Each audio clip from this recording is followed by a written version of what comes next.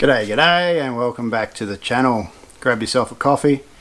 I've got a bit of a story to tell you today about CT110 and the history of Postie bikes here in Australia. Firstly, if you're not a subscriber, hit that subscribe button for me and then select the notification bell and select to receive all notifications so you can stay up to date with all my content.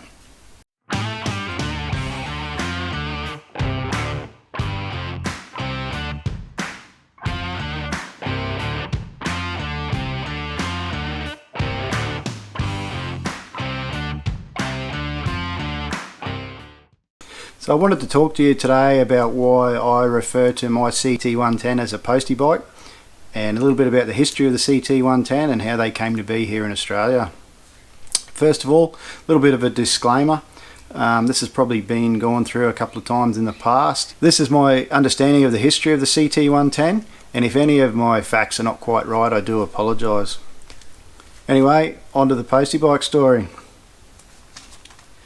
Firstly, the difference between a scooter and a motorbike. So as I understand it, a scooter generally has a pressed metal frame, it has a pressed metal forks, usually with leading link front suspension. It'll have a small sort of 50cc or small motor with no gears and no clutch. You just wind the throttle on and away you go. So that is a scooter. Generally a motorbike will have telescopic forks, it'll have a different type of frame, it'll have gears, and some of them have a clutch, some don't. So you'll hear me interchangeably talk between scooter and motorbike here in this story, but generally, as I understand it, that's the difference. Our story actually kicks off with the Honda Super Cub, which was introduced in 1958 and continues along to this present day. We're going to come full circle back to the Super Cub at the end of this story with the Postie bikes here in Australia. Anyway, so back in 1958 the Super Cub was introduced and was basically a scooter designed for cheap commuting around through the cities. So it was designated by a C for Cub and a number. So the first model started off as a C100, which was a 50cc 3-speed manual scooter, and it had an automatic clutch. Somewhere around 1960 it was discovered that the dealers in some parts of the US were fitting knobby tyres and lower gearing to these C100 scooters, and they were selling them to hunters and ranchers around to use through the hilly and forest country around in the US. So the combination of the lightweight, low gearing and the automatic clutch, this meant they were extremely versatile and easy to ride in these conditions.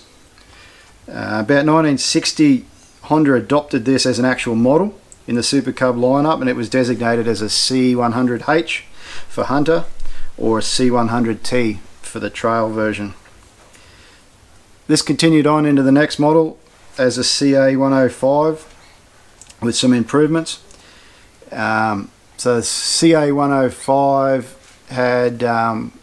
had a slight increase in engine capacity to 55 cc's, and then it also had a dual sprocket on the rear tyre, so you could swap the chain from the small sprocket to the big sprocket and get some lower gearing.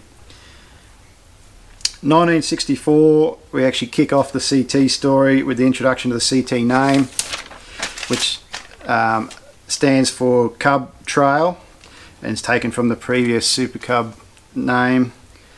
And these bikes, they were sold in the US as a CT200 or a Trail Cub. So the 1964 CT200 was a large improvement over the CA105. It was increased to 87 cc's, and it got the famous upswept exhaust that you'll see on all of the later versions. It had a set of steel tube handlebars instead of pressed metal ones, and was available with the low range sprocket on the rear, so they were able to, as I said, they were able to change the chain between the small sprocket to the big sprocket to get some low range gearing. 1966 sees Honda adapt the company-wide strategy or the standard of naming where they used the model code and then the engine capacity. So that CT200 from there on was known as the CT90.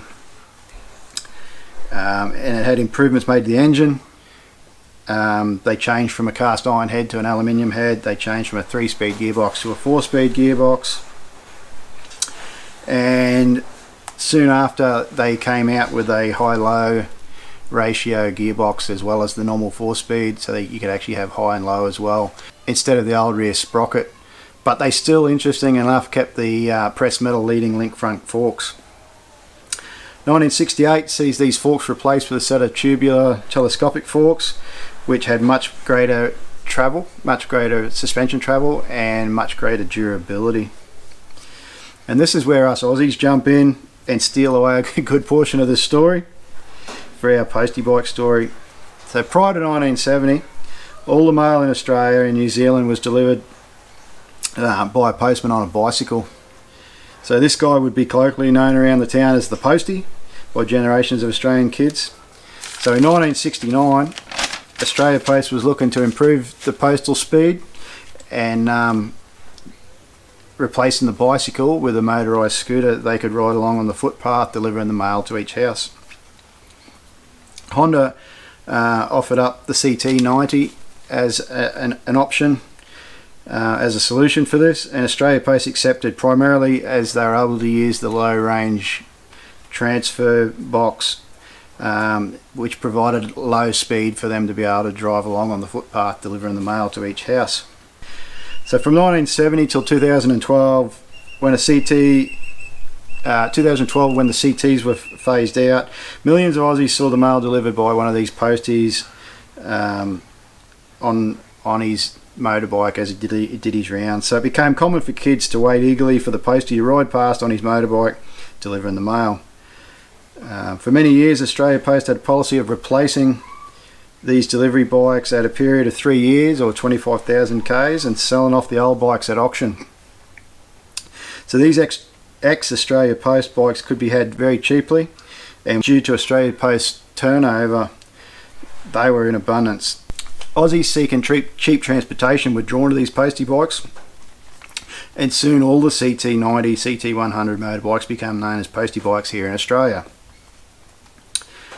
So as the size of the average postie in Australia increased, improvements were made to the CT model. So 1980 saw the engine upgraded from 89 cc's to 106 cc's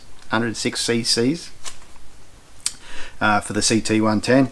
1990 saw improvements to the chassis and suspension to increase their load carrying capacity, and those from 1998 onwards were generally regarded as the best and most durable of all the postie bikes.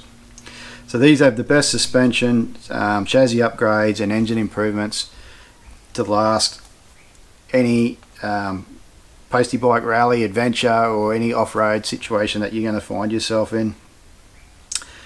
So these were the postie bikes to have. Here in Australia, there was also a range of farm bikes sold under the name of CT125, CT175 and CT200. These actually bear no resemblance at all to the heritage of the postie bike and are a completely different model other than the name.